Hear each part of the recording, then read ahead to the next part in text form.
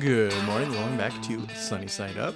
Faith joins me again as the co-host. Surprise, surprise. Yeah. Yep. How you doing? Good. I slept really good last night. Oh, nice. I have been sleeping better recently as well. Nice. I'm not getting more hours of sleep, but I'm just sleeping more comfortably. Probably should inverse that, but whatever. Anyways, I got to start off with admitting to a incredibly huge blunder from last week's episode. Oh. And I could play a guessing game with you, but I think we could sit here for 117 guesses and you would never guess what I did wrong last episode. Probably not. So I'm infinitely upset that I didn't realize that last week's episode was episode 117. Oh, do you know what this is? I don't think so. Oh, you don't? You looked like you did. Okay, so... I thought for a second that maybe, but then I was like, oh, I don't know, actually. 117 is the tag for Master Chief from the Halo franchise. That's his Oh, yeah, number. no, I would not have known that. Yeah, so I am infinitely upset about this because I would have just drizzled Halo references throughout the entire episode. But I can't do that anymore because, 117's behind me and I'll never get to see it again. Unless we got... Do you think I could do that at episode 1117? Oh, God. I think I could do that at one... I'll just ignore that first one, Okay. You can't imagine doing this for another 1,000 episodes? That seems really insane.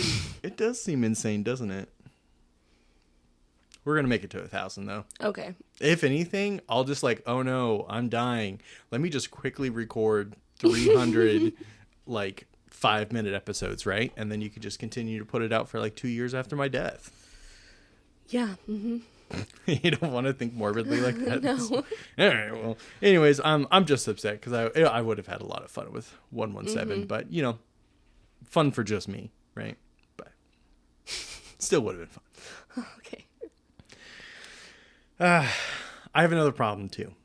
I have a lot of problems, I think. So problem number 2 is... Welcome to therapy session with Michael. So this one is, way less serious than missing episode 117 of my podcast.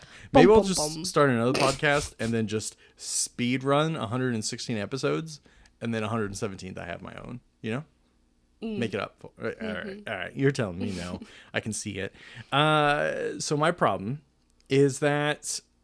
So I like to play video games on my lunch at work. Shit. You're canceled. Get out.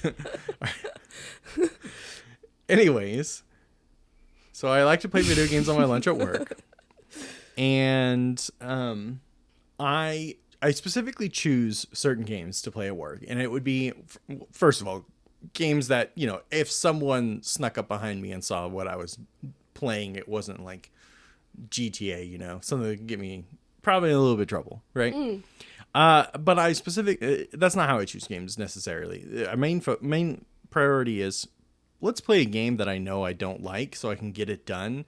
And when I'm at home relaxing playing video games, I'm not playing a game that I don't want to play, right?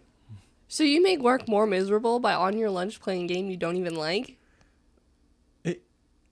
Yes. I suppose you could put it like that, yeah. But it's yeah, I mean, I have this problem where I have to complete every game that I've ever played once. So even the games I didn't like and I dropped after the first hour, I have to go back, right? But in the past, me and you have talked about how after that first hour, I get through it again and I find out, I actually did like this game, and I probably just didn't like it at the time. Mm-hmm. Well, that ties into my current problem. I start these games at work that I don't like and that I just want to be done with, right? And then about the second lunch period, I go, fuck, I like this game and I want to play it at home. So then I stop playing it and I'm like, no, I'll save it for home. But at home, I've got these massive 60 to 150 hour long games that I'm playing. So I'm like, I'm never going to get to this game, So Oh no, maybe enjoy your lunch break a little bit. Give yourself a break.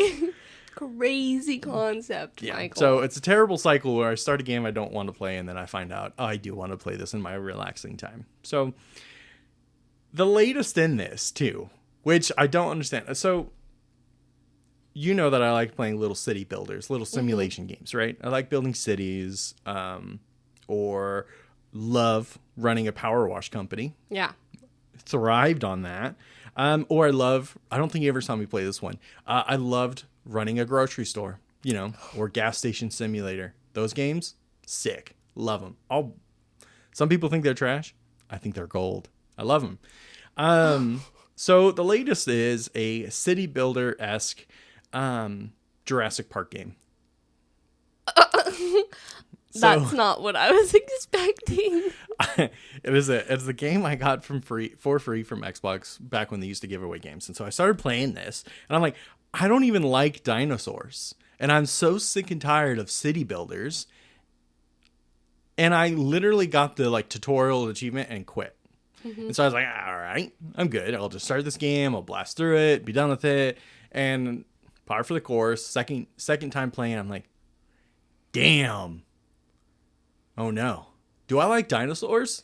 So now I'm worried that I like dinosaurs. And I'm like, I'm not a dinosaur guy. Why am I liking dinosaurs? The whole game is just building a little park for your dinosaurs, right? And I'm like, why? I don't like dinosaurs. So now I'm stuck. And I'm so tempted to bring this game back home. But I'm like, just embrace it, Michael. So much going on. Just I don't need this. I don't even like Jurassic Park, the movies anymore. Like, I stopped liking them a long time ago, and here I am playing. When you realized that they were kind of bad. Whoa. When exactly are you saying they got bad?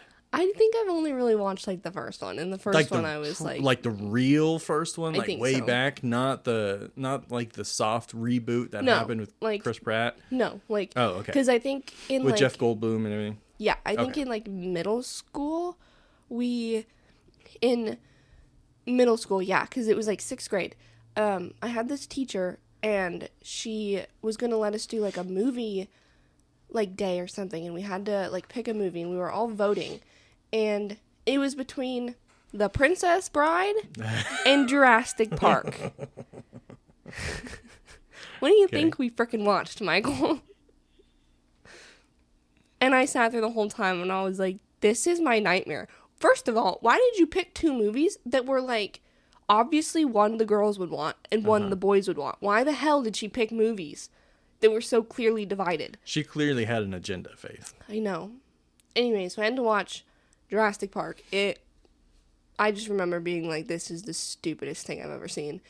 That's crazy, because there's some really good actors. Very attractive actors in that movie, too. Just the concept. And the plot's actually pretty good. I don't know. I was not a fan of it. You were also in middle school. I don't think that counts. And then after that, my teacher goes, well, I think The Princess Bride was important, too, and everybody needs to watch it. So then we watched The Princess Bride. So we got to watch both. Well, then it sounds to me like she thought, I'll put these both up. There's enough girls in here. I'll probably win this. And then she got to class and realized she miscounted how many boys and how many girls she had. And she was like, well, crap, this was my plan to watch Princess Bride, and it didn't happen. So probably you got a double movie. Probably. Feature. Nice. I really liked that teacher. Her name was Miss Tonis. And she was a little strict. She was a little OCD. A little strict, but then lets you watch a double feature. No, she was still really nice. She was strict, but she was an older lady. She was probably so fed up with 6th graders at this point. So she was a little strict, a little OCD. She had blue dots on our carpet, and the desks had to line up with the blue dots. It was a whole thing. Oh. She was my homeroom teacher, and I did actually really like her, but people called her Miss Toenails. Oh, that's harsh. And I felt so bad. I felt so bad. I had a teacher in middle school. Our middle school was 6th through 8th. I know that it's different for some. Was it the same for you? 6th through 8th with middle school? We just had. Was it in the middle school? Yeah. Oh, okay. And I also just said it wrong. My middle school was. You were at the middle school 7th through 9th grade, even though 9th grade you were technically in high school. Oh, interesting. Yeah, it was a weird. Yeah, we had the I think it was first grade, or kindergarten might have been, I don't know, first grade through third grade was at the elementary, and then fourth through fifth was a different school, and then sixth through eighth, and then high school. Got it. Yeah, So ours 4. was kindergarten, I think, through 6. Interesting. And it was at the elementary school, 7th through 9th. Yeah, these are the things that changed actually kind of drastically just from one town over here. Like, the school systems run them very different. Ours, I think, was primarily because there wasn't enough room in our moldy ass high school for the ninth graders. That's the word. 9th graders to actually come over. Hence why we have that brand new high school now, so that 9th graders can actually be at a high school. Now, I'm about to get my heart broken, and I know it, and I'm really sad, but I feel like we still need to have this conversation. Okay. So, Faith recently watched a prior recommendation from the movie club, and that would be Dude, Where's My Car? Oh! Faith, you've had about 36 hours at this point to formulate some strong opinions about this movie, and I know it's gonna hurt my feelings. I don't know if it will. But okay. I'm ready. I'm ready to hear your thoughts on this movie, and I'm hoping that as someone who hates the style of movies that go into the movie club, I'm hoping that you have a positive recommendation so that other people will also enjoy my movie club. Okay, I do. Okay. Dude, Where's My Car? It was, first of all, I do like Ashton Kutcher. Oh. Like, okay, go ahead. I was going to say, can we actually start this off? I want to know, can you give us a recap of this movie, or like a brief summary from your perspective? What is this movie? Okay, these two idiots that are like horrible boyfriends to begin with. Accurate so far? Yeah, horrible boyfriends. Have this like insane night. They like get really wasted, have this insane night, and they wake up and they're like, okay, like they're trying to figure out what happened last night. And their girlfriends call them because they're twins. And they're like, oh, did you forget today's our anniversary? You probably didn't even buy us gifts. And they're like, no, we got you great gifts. They're in the car. So they go outside and the car's not there. And I hated that little, like, hated, but in the best way possible, where it, like, took so long. And they're all, dude, where's my car? Where's your car, dude? Dude, where's my car? I was like, holy shit. Which is a very reoccurring, like, theme of a joke throughout the whole show. Yeah. It was, like, the most stoner-esque movie you could, like, possibly get. It was so insane. And it didn't go how I thought it was going to. So they go on this thing looking for their car. And I was like, okay, so it's probably just going to be retracing their steps, finding this car, like, that's what the movie's gonna be. And then they brought, like, aliens into it, and, like, sci-fi shit, and I was like, what is going on? Like, where is this going? This is so stupid. And then they, like, go and they find the thing that all that freaking aliens were looking for. I don't know. Aliens were not, I did not think there was gonna be, like, aliens in this movie. Mm-hmm. So it really fucking threw me for a loop, Michael. Fair enough. There was some, I forgot like how heavy it leans into the sci-fi all of a sudden, just out of nowhere. I do want to say that there are a lot of really big name actors in this movie. See, that was the other thing. When I was watching it, I was like, I know that this movie's popular. Like, I've heard it before, just haven't watched it. And then we were watching it, and I was like, there are a ton of really, really well-known actors in this movie. Like, in this, like, stupid little stoner movie. Like, this is so weird. Mm-hmm. And it was, the two main actors in it are Sean William Scott, which I love a lot of his work. He mostly, like, what I know him from is, like, mostly, like, raunchy comedy from the early 2000s. And Ashton Kutcher. Which, fun fact, we looked it up. This was actually filmed, the best we could estimate is like after the second or third season of that 70s show. I think it was filmed during his second season of that 70s show. During the second season? Because Because it started... No, the third season. 70s show premiered 98, I think, or 97 or 98. 98. This movie came out in 2000. Yeah, so my thought is if it came out in 2000, they were probably filming it during, like, 1999. Like, you know, like it... Yeah, most likely filming was in 99. Probably while he was doing that 70s show. Because I was like, well, he looked like he's obviously young in this movie, and he was young when he did that 70s show. Like, they had to have lined up. He and must like I have said, been exactly 18 when this movie... Yeah. I would assume because of the raunchiness, he probably had to be 18 at the time. I do really like raunchy. Ashton. I do like Ashton Kutcher. I think he's a good actor, and I like him in that 70s show. So I did enjoy that part of it. I think if it was a different actor, I would have been way less interested. But I don't know. It was good. I was just really thrown for a loop about the whole. I didn't think it was going to go like that. And I was just sitting there like, what in the hell am I watching right now? But at the end of the movie, and with this time passed, do you like it? I mean... Or can you at least respect it for what it is? I can respect it for what it is. I don't think I'd really ever recommend that to somebody. I don't think I'll ever be like, you have to watch Dude, Where's My Car? All right. Like, fair I don't know enough. if I'd ever do that. But, like... It's not my favorite stoner film. It was okay. I was okay with it. Like, in the I'll take moment... it. In the moment, I was like, okay, this is, like, it's decent. Like, it's weird. Mm-hmm. But, it's a decently good stoner movie. Okay. Not like that other one you showed me. I don't even remember. It was a while ago.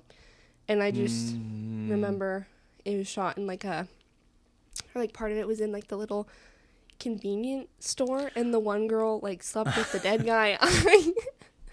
Clerks. That's the movie you bought on DVD, Michael? We bought the Clerks 2. second one. Yeah. I don't even want to watch the first one. I feel like That movie was crazy, Michael. I feel like if you got into if you watched one more film, because there's a lot of interconnectedness going on with Clerks and the Jay and Silent Bob series, I think you would love them. I don't think so. Clerks was a weird freaking movie, dude. That's exactly the thing. When that movie came out, it was weird. It was different. It was a shoestring budget. Kevin, I want to say Kevin James, but that's not. He plays Silent Bob, and I am stalling for time while I look this up, and I just want what? I don't know. I only remember bits and pieces from that movie. Kevin Smith. Oh. I only remember bits and pieces, and it just... I think the whole time I had a look on my face of what the fuck is going on? Yeah, okay. But I think first of all, I love how weird that film is. I know. But I also just love it because the kind of work and effort that went into making this film behind the scenes and what Kevin Smith had to do to get this made. Great story, and it's a little inspirational for me, and I'm like, nice, okay, because I have dreams too. Mm-hmm. I have dreams, Faith. I'm glad that you enjoy it. Yeah. Okay. Well, you're gonna have to watch the rest of the movies of that franchise, and then we can discuss what you really feel about it. No. Don't tell me no. You'll love it. I okay? will not be watching Clerks 2. I'm so disappointed in this. Do you have any idea how much you are missing out on something you love? No. Exactly. You have no idea. Fine, we can move on from this. We're beating a dead horse. Now, the last thing I wanted to bring up with you today. The Olympics have started. Thank God. Okay, hold on. I need to rant about this for a second. I am so freaking sick and tired of this open ceremonies commercial that I was counting down the days till it would start so the commercial would stop playing. Because it was starting to really irritate me. Every time it played, I felt like my eyes started twitching. I hate it. Was fine the first little bit, but they've played it so much that I'm so freaking over it. And after the first few times, I was like, it's the Olympics. Why do they not have a bigger budget to make more than one commercial for the opening ceremonies? Well, I wonder how much money they actually make. You would think, though, for the Olympics, I don't know, that commercial is really starting to get on my nerves. And when I saw that the open ceremony started yesterday, I was like, thank God, because I can't listen to that commercial again. It was driving me crazy. Oh, well, according to Google AI overview. Oh, I don't like it already. The International Olympic Committee generates billions in revenue, with over 7.6 billion secured for the 2017 through 2021 cycle, largely through broadcasting and sponsorships. Mm-hmm. Oh, but 90% of this revenue is redistributed to support athletes and sports organizations. Okay. So they are probably taking very, very little. I could imagine that generating that much billions of dollars and then just keeping it for yourself, probably not going to go very well on the international scale. No, I don't know. I'm just really freaking sick and tired of that commercial. Well, it's over now. I know. Opening ceremony's done. I'm happy about that. What were you going to say about that? Because I have some other points about the opening ceremony. We watched a little bit of it. What I have to say about the Olympics is that I care more about some of these countries' exquisite fashion more than I care about the necessary, like the sports. Like, for instance, look up Mongolian Winter Olympics outfits 2026 and 2024. Okay.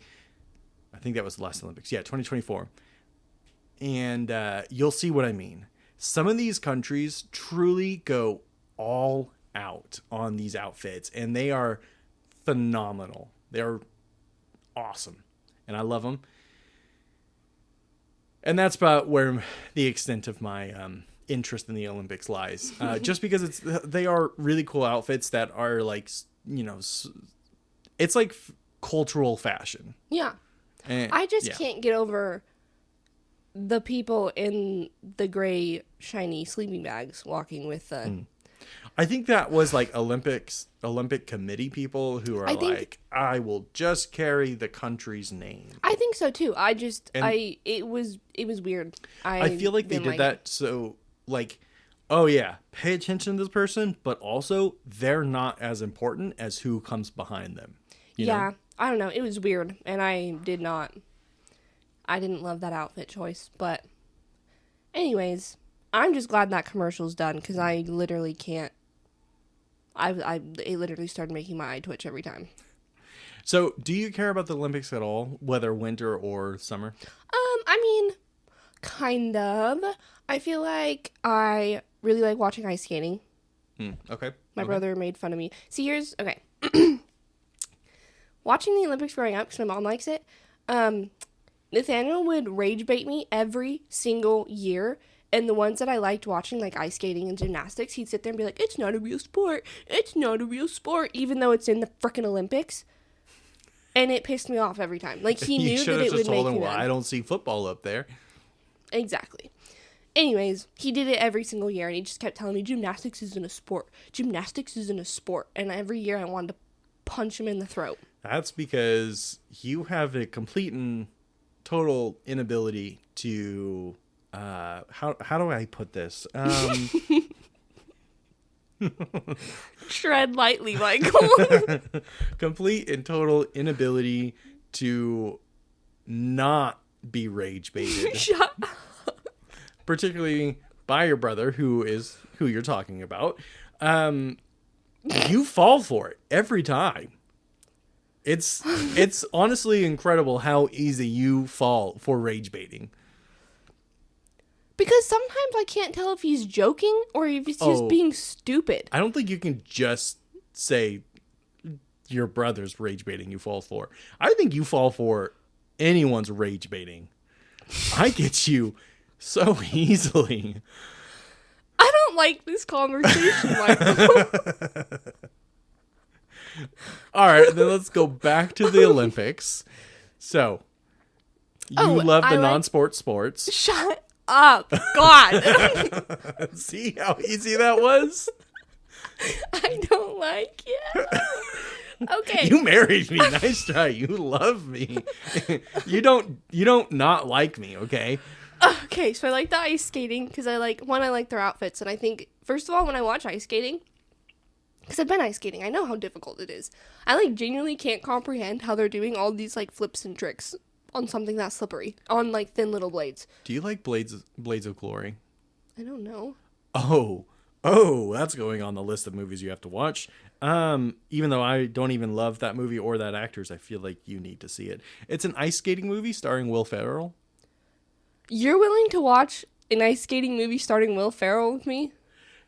Just because it's a weird movie and I want you to like a weird movie. This is how desperate I am. This is how desperate you have made me. Oh. I just want you to appreciate good film. Can't believe you're voluntarily watching something with him. Well, don't hold me to it. Keep going, though. Okay. Okay, so ice skating and then gymnastics. That's not a winter sport, is it? No. Okay, I didn't think so. Gymnastics, I do like that. I think it's also just I like gymnastics so much because I wanted to do gymnastics when I was younger so bad. Like I wanted to do it so bad. But there wasn't anywhere close to our, like the closest one was like 30 minutes away. And like I just wouldn't be able to get there on time after school. Because like obviously my mom had to teach and she like had to stay till a certain time or whatever. So I never got to do gymnastics. But I, like, literally always wanted to. Like, I wanted to be in gymnastics so bad. And so I feel like part of my, like, for watching gymnastics is just because I think it's cool. And I really wanted to do it. So, gymnastics and then... gymnastics and then... I do also kind of like watching snowboarding and skiing.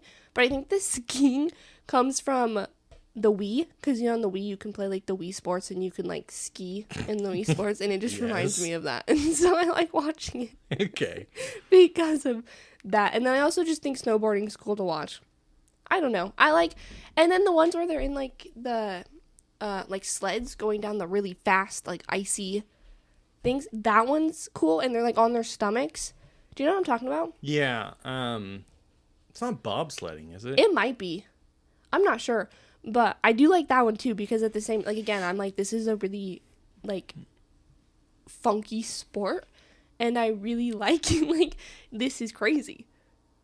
Like, I would be so scared doing that. So anyways, I do like watching that. And then, as I'm saying this, I'm realizing that, like, yeah, I know, I just like to watch the Olympics in general. Because that other game where they, like, push the little thing and they have to, like, get it into the right thing. Curling, I think. Yeah, something like that. I don't know. I guess I do just like the Olympics in general. Fun fact that I feel like it's regurgitated way too much when watching the Olympics. Did you know all of the stones for that curling game? I think it's curling. All come from the same rock every year. Oh, really? Yeah, it's that's like a cool fact. It's like in Ireland or something like that. Oh, that's a cool little fact. Yeah. I don't know. I also feel like part of it's too is because like my mom watched the Olympics when I was growing up. Like, mom likes to watch sports, so maybe it's just that. I don't know, but I do enjoy, except for the stupid commercials apparently. But now the more I talk about it, the more I realize that, like, no, I think I do actually really like the Olympics. So, What about you? Do you like the Olympics? I like some of the weird, like, odd sports. Last Olympics, I did a whole conversation with Sarah. That was 2 years ago when we were in California. I did an episode with her and we talked all about the Olympics because they were starting at that time. Oh, but, right. Mm-hmm. Yeah. You mean your cousin Sarah? Yeah. Okay. Yeah, I just didn't. I don't know. I think that probably wraps us up pretty good. No, I want to know, like, what weird sports. Oh, God. Let me... Like, are you talking about the one, like, on the sled when they go down, like... when they go down? Because no. in my opinion, that's kind of a weird sport, but... You were just too vague with your answer. I want to know more, Michael. Okay. Let me try to find something. The thing is, I have lost interest and also a lot of them recently.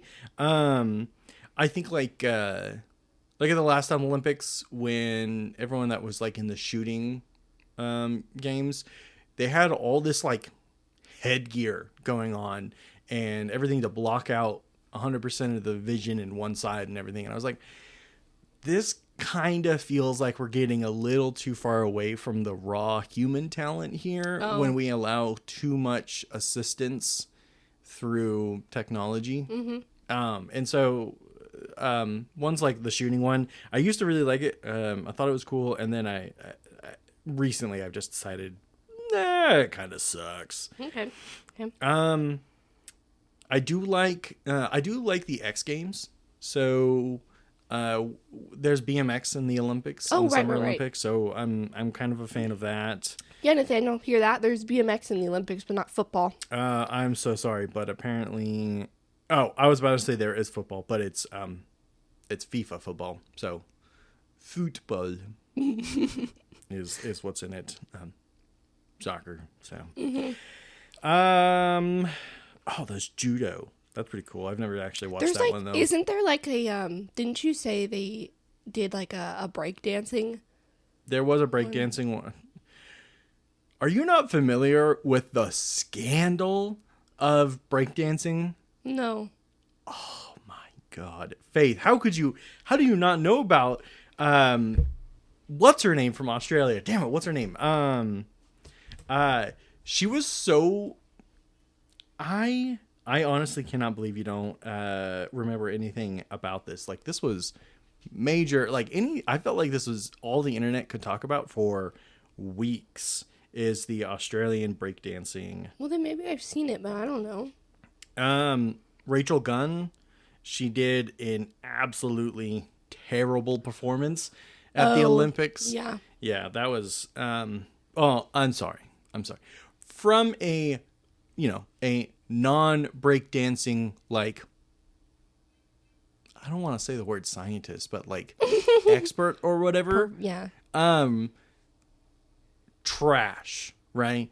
But there are like defenders out there like saying, if you take like the core of what breakdancing is, this is actually a really amazing performance. Blah, blah, blah. I'm like, okay. The judges would also know that, and they did not agree. So, yeah. Sailing is also an Olympic sport. There's been some really like one-off weird ones. So, Olympics are never, they have some mainstays every single year, but not every game comes back every year. So they've had some weird ones, and I can't remember what they are, but fencing used to be in there. Oh, I do remember that. I enjoy watching good fencing. Yeah. I think that's probably it. Like I said, only like a couple out there. The real Olympics that I care about is gel marble runs. I knew you were going to say that. Those are the only Olympics that I truly care about. Yeah, if you haven't checked out Marble Run, check it out because it is actually fun. Specifically, gels. Okay. Jelles. He's the OG. Oh, okay. Probably. There's probably someone out there who's been doing it before him. But this guy he's the one that you watch, right? Yeah, he's the one I watch. And I've convinced a lot of people to become fans too. Go Team Galactic. This guy goes overboard. I mean, every marble has a backstory. Every team has its own like nation or whatever. Yeah, and like logo and opportunity to host their form of the Olympics. Everything. I've talked about marble races way too much on this show in the past, and I've tried to avoid it. So we need to just go ahead and move on to our recommendations for the episode. Hold on, I want to add something to him. Okay, because twice now I've tried to end the episode, and I feel like our roles have reversed. Because when you first told me about marble racing, I was like, what in the hell? And then I watched it with you, and I was like, okay, actually kind of, like, I kind of like this. Like, this is actually kind of good. And it's because, like, he uses, like, a commentator voice. He treats it like it's just any other sporting event, which is really fun. And then he makes them move. Like, if he pans, he creates whole sets of, like, bleachers, and he puts fills the bleachers with all these marbles. And moves every single one of them, because he'll pan, like he'll show the camera like the bleachers, and all of the marbles will be moving, so it looks like they're cheering. And like some of them, he like has them like holding up signs for their team, and they're like cheering. It's literally so fun, and like he just really puts so much effort into it, and it's like very much noticed. I think it's so fun. Now you can. His success is well deserved. Yes. Faith, what's your recommendation for the week? My Let's recommendation. wrap it up. Hurry up. It's gonna be a little bit of a not like happy. It's not happy. My book recommendation is Okay. The House of My Mother. It's the audiobook I'm listening to right now. Yeah. And it's the I don't know the difference between a memoir and a biography. Was that how you say that? I think, don't hold me to this, internet, famous last words. I believe a memoir is like about a specific time period or event in that person's life, and an autobiography or biography is about the whole life. Okay. Okay, so I think this would be a memoir. No, it would be because it goes. Person's still alive and in her 20s. Oh, okay. Not an autobiography. She's not dead, right? No. Then no, it's not an autobiography. I asked if it was a biography or a memoir. Right, and I said it's a memoir. Okay. Because it's about a specific event or period of her life. If it was about... Okay, no, like no, if she I get was, yeah, you know, yeah, like yeah. if she was... Okay. You could probably call it an autobiography if she was like in her 80s or something. Okay, But no, I get what you're saying now. Okay. I'm probably also totally wrong. Okay, well, we can... we'll fact check next week. So anyways, House of My Mother, it's Ruby Frankie's firstborn child. She's the oldest of her siblings. She has 6 siblings. And Ruby Frankie was this, like... She got really popular on YouTube in, like, the early 2000s when, like, family vloggers, like, was kind of new and popular and really started to take off. And she ended up getting arrested in 2023, I believe. I can't remember exactly. Just for all the stuff she put her kids through. Like, the most jaw-dropping, can't believe what I'm hearing, like, stuff that she did to her kids, and then this other lady eventually came in, and they basically joined a cult. Careful on the spoilers. Yeah. That's kind of what happens. In the beginning, you're like, okay, it's about, like, this daughter of a famous YouTuber who always had a camera in her face. And then it, like, halfway through it shifts into this other part of her life that started happening because this other lady came in. And it's an insane story. If you haven't heard of it, you should watch it. Yeah. Or read it, because there's also documentaries about it and stuff, because I think it raises, like, it, not like the first, but I think it started to make people, like, when the documentary came out and, like, when it happened and, like, her book, I think it really made people stop and think, it's like, okay, where's the line? Like, with family vloggers. I think people were discussing that long before this book No, I came know, out. I think they were too, but I think her finally, like, being arrested and this whole entire story came out, people then, like, I don't know, it was a huge deal when it came out, and I know after this happened, there was a law in California, I'm pretty sure this was after this happened, there was a law in California that passed that was like, if you have your kids in like 40% of your content, it was something like that, then you have to pay your kids. Right. And there was a lot of family vloggers that moved out of California around that time, and people were like, oh, that's a little weird. Mm-hmm. And so... I remember when this happened. Yeah. So I think it just brought more awareness to something that people kind of, like, were talking about, but kind of in, like, a... Oh, that's, like... Not enough... Not in a surmountable way to take down this... industry. Exactly. Like, I think family vlogging has significantly gone down. Yeah. Because people are starting to realize, like, no, putting your, like, young kids on the internet without really their permission isn't really okay. Yeah, and it's just weird because... It is weird. I'm going to be so for real. Like, we got an email at work the other day. It was like, oh, hey, you know, annual meeting is coming up and we'd love to, you know, show off family changes, you know, but because of time, we can't do dogs. I was like, well, all right, fine. They're like, but send a picture of your baby if you're comfortable. And I was like, no, I would never be comfortable. I would not want to put a picture of my baby in the company annual meeting presentation. Like, it's just, I get this a lot for U of I alumni stuff. Mm-hmm. A lot of people will send pictures of their babies in Vandal gear, University of Idaho's mascot, and just dressed up, and then they'll send it out. But that thing is going to, you know, tens of thousands of people across the internet, and who else knows where pictures of your baby are getting leaked. No, exactly. And they might be fully clothed or anything, but I personally am not comfortable with the idea, especially having grown up in the internet age, and seeing from dial-up to today, and like seeing all those changes of that time period, and like kind of growing with it, you know, I'm like, there is no way in hell my child will be on the internet. until they are very well developed, Yeah. and can make that personal decision. And it's the same thing with like content. Like I would love to do a few cooking videos with my nephew, right? And just make some fun kids food and like try to figure that out. Or when I get to be a dad, I would love to be able to feel safe enough that I could like, let's see if the baby actually likes this food, and doing cooking videos like that. But I will never be okay with the thought of actually putting my child up on the internet just for anyone to see, Yes. Like I am the first person to go, maybe we shouldn't be as scared of the outside world as we are nowadays. And I do think that there is a lot of benefit to the freedom that kids had in like the 80s to just go outside and live life. And I know that it was a very different lifestyle back then, and it was different expectations. And I'm not saying to the point of, hey, it's 10 o'clock. Do you know where your kids are? Yeah. I don't know if you've ever seen those commercials. Yeah. Yeah. So I'm not saying like that, but I am saying like it was a lot healthier for them to go outside. And I mean, I didn't do that, but I do see the benefits of that socialization kind of key component there. Yeah, I was talking to my mom about this the other day too, because I was telling her about this book. And she was talking about how she was like, yeah, and like when it first, like when social media and stuff like first came out, like when she was posting on like Facebook when it came out in like 2000s, she was like, we weren't thinking about that. We were just like, oh, a way to share our kids with like relatives that aren't close and like other family members and like the power of marketing though. That's what it was. It was marketed as that, it was safe. It like we didn't know how it was going to be right then because it was like, oh, this is this new thing. It's fun. You can share pictures.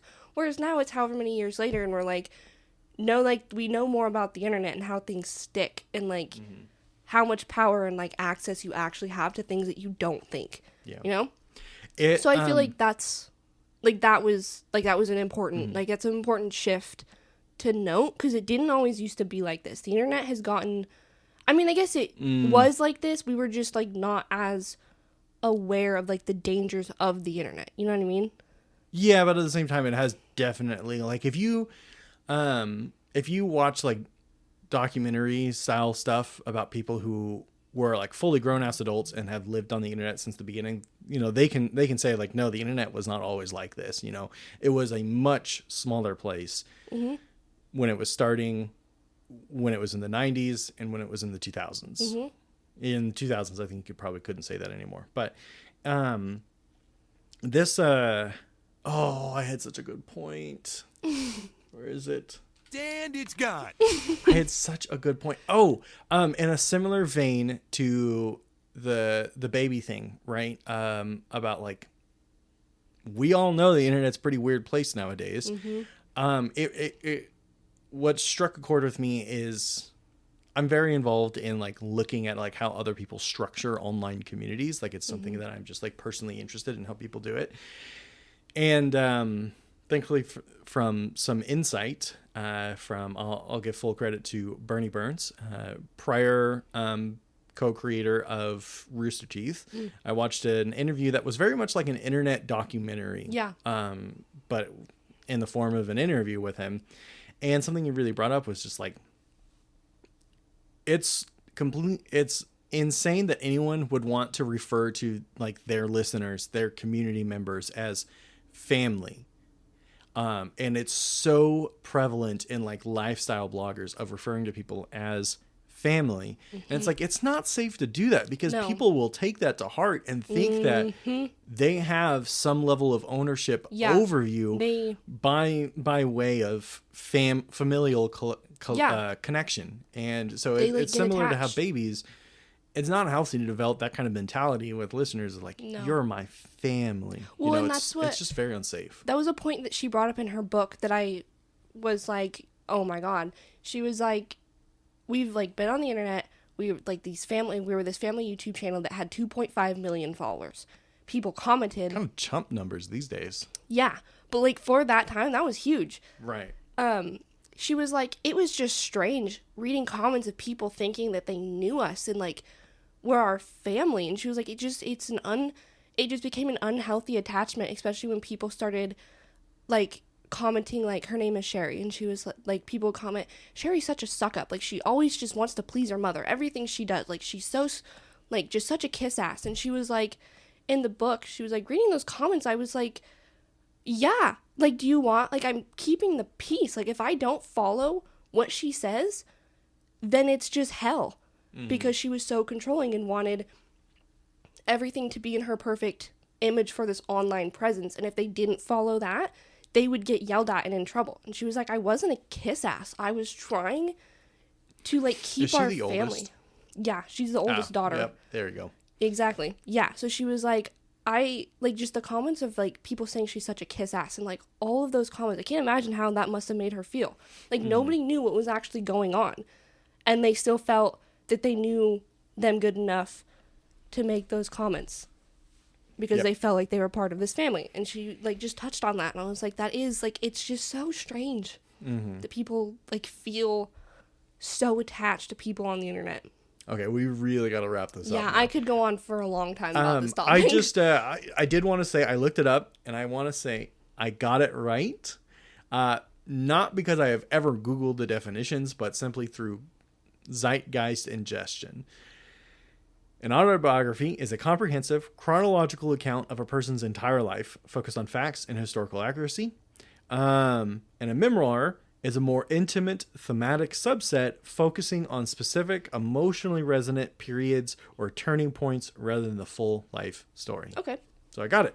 All right, my movie recommendation, and I really should put this first so that people will tune out earlier. They still get my recommendation. Hey. Because let's be honest, the movies I recommend are just top tier cinema, right? Sure. Okay. My recommendation is Killer Clowns from Outer Space from 1988. What? I feel like I've seen clips of this before. Maybe. It was on TV a lot. I lost my train of thought. I'm about to have to hit and it's gone again. This movie. Oh my god! I really did fully lose my train of thought.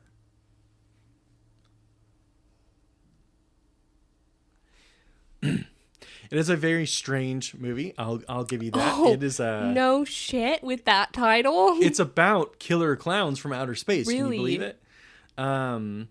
It truly is actually a very good or early horror movie. I don't think you could call the 80s.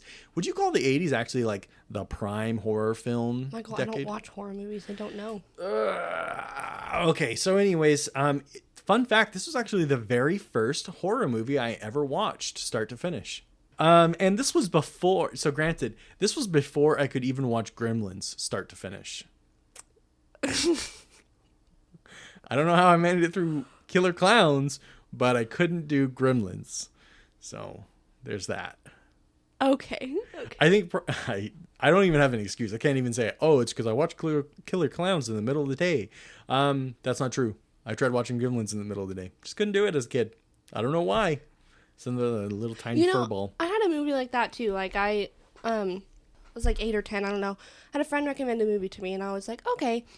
Went to go watch it. I will literally never watch Coraline again. I hate Coraline with a burning passion. Did you know Coraline is actually based on a book? I was terrified of that frickin' movie, Michael. I'm aware. Terrified. I think you've talked about it on this podcast. As soon as they started with the button eyes, I was like, absolutely not. I was frickin' terrified. Have never finished that movie. Will never finish that movie. I had so many friends in high school and stuff try to convince me to watch this, and I was like, you don't understand. I can't tell you how frickin' scared I was about that movie.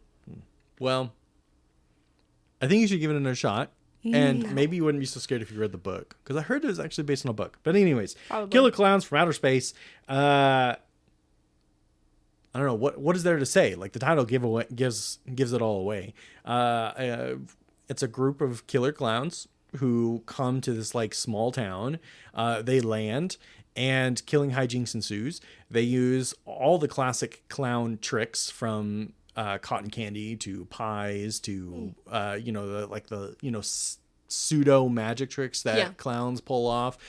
All of these are actually ways that clowns use to bind, kidnap, and murder or eat humans.